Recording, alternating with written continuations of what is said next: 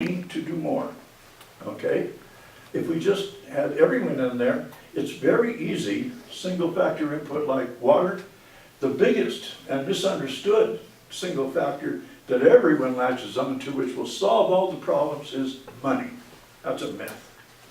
We never, with small or large scale enterprise activity, not one time in my entire 40 years of working on those projects, did any project, any viable project, fail, risky, but clearly sensible, fail to get started because of lack of capital. Simply wasn't true. TechnoServe had set up a little $20,000 seed capital endeavor, and there's a lot of this work that goes on, especially with people that are already, a lot of it in the trade world, markets, open markets and so on, in countries, but we just found that it was, if we wanted money, it was much more realistic to have our local project sponsors join with us. We take them to the banks or the savings loan associations or some foundation that wanted to make investments, you know, and it would make the investments through us. We take it and then they're supposed to pay us back, and we guaranteed we would use it on other projects. But that worked far better. And from the 50 you'd get it down to about 10, from the 10 it would come down to 5, and then now it's within the scope of our capability, and out of the 5 you might get 3.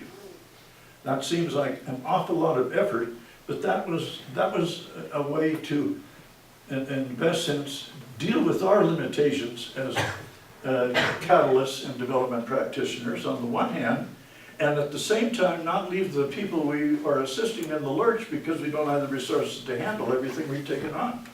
And you just tell people that, and that was really crucial. Any other questions? Was that a good answer for you? No. I get a C? Anyone else have any questions on that level? All right, can I ask you some questions? I take this from, and I see that my former class people are here. I'm going to read this thing of Dennis.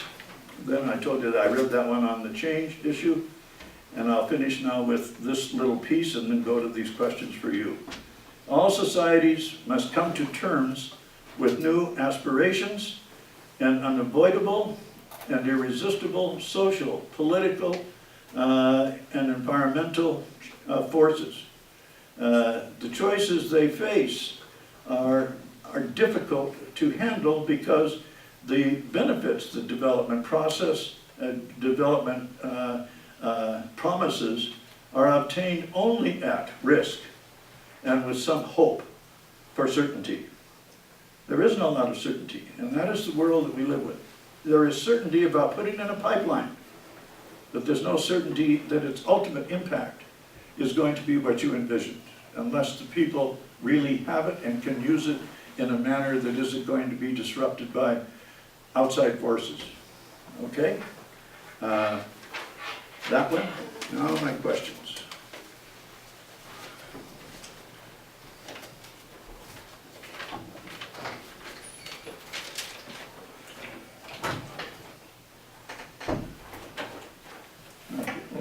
Thank you for telling me. Right there. Right there, sir. Thank you.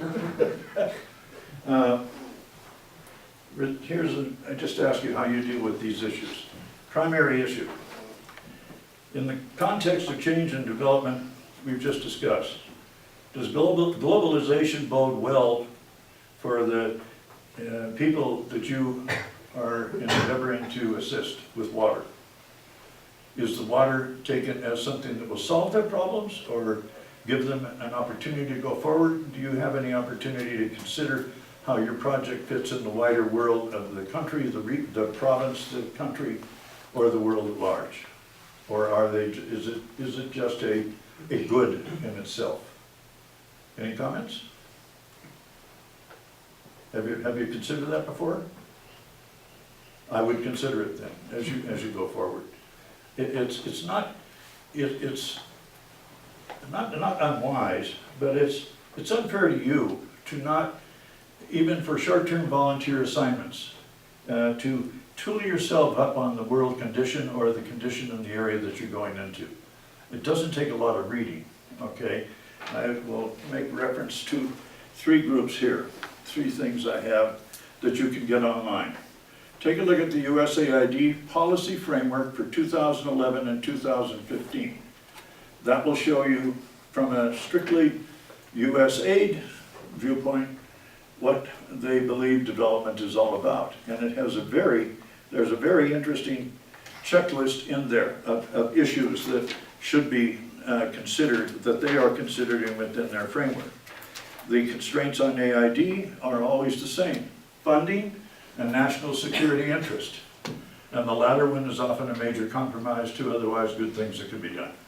I won't go further than that in political terms, but it is a major constraint. Second one is, I wrote this on the board here before, Millennium Development Goals and Beyond from the United Nations. It's a whole section, a whole plan that is engaged in by the members of the UN, dealing with poverty through 2015, and they have an awful lot of information on how well they've done since 2000 and how well it isn't going in some other areas. And that has to do with significant disparities, what they call the shocks. Significant disparities between the results of the impact that continue, unfortunately, to benefit the few and not the many, which raises increased danger and to the people not affected positively by any development initiative. The next question I have, and there's a third one here too. This is a really good one, and I was so astounded to see this came from the World Bank. It's called the Capacity Development Results Framework. It's planning and measuring at all levels. And you'll see the Maasai on there, Ronald. Good tribe there.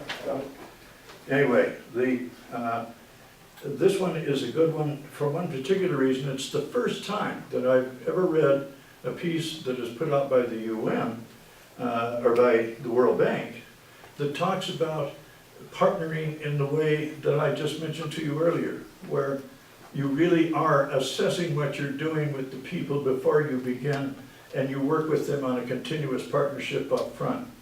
Not hell-bent on implementing what you started out with, if in the process you can learn how to do it better. And better is best defined by the people affected in general. And you'll find people are, particularly in many of the countries I worked in, they can really tell you what they perceive to be the value of what you're offering or what the options that you think you're giving them. And that, gee, I've seen that happen from as different places as Nepal to Albania after the end of the Warsaw Pact. Incidentally, I got to tell you, I've worked in Albania, Poland, Hungary, Kosovo, and Macedonia. And I must tell you, with the possible exception of Poland, it was harder to do development work in the Eastern European countries after the collapse, because many of them, certainly Albania, there was no rule of law at all. In fact, some of our colleagues we worked with in Albania, we asked them what they thought democracy meant, and the answer consistently was, with joy, there are no rules. No rules. In fact, we had some crazy thing. We were asked not to drive our own vehicles and have local drivers. That's good news. The bad news is, when the dictatorship of Albania fell, there were 25 cars in the country. 25. And they were all owned and operated by the Politburo, or the secret police, before the fall. And then everybody suddenly started to, you'd see cars, and a large number of Mercedes. They were all stolen from Italy. And it all kept coming in, and then some of our people that were just learning how to drive formed businesses to teach other people how to drive. And it was wild.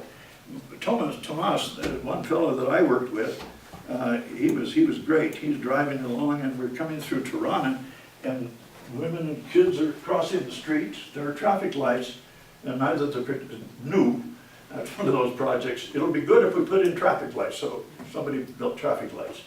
So they had the lights on, nobody obeyed them. Drivers are not. And Tomas is talking to me with some exuberance one day. He's going right through this group of people and they're scattering. And I said, stop. I said, what are the rights of these people? He said, he thought about that very seriously. And he said, honestly, he said, the right to get out of the way. And I found it difficult to argue with his pragmatic assumption. He certainly gave them the incentive to do exactly that. All right. Change agents, just give me, raise hands or whatever. Has anyone gone over with you what being a change agent means and how that works? I mentioned catalytic role and so on. I know there's some other discussions in the other papers that I think deal with that. Is that correct? No, you don't know? Okay. Can you ask these questions in Swahili? I can't get any answers. Okay. That one is a good one because it's a question you should ask yourself too.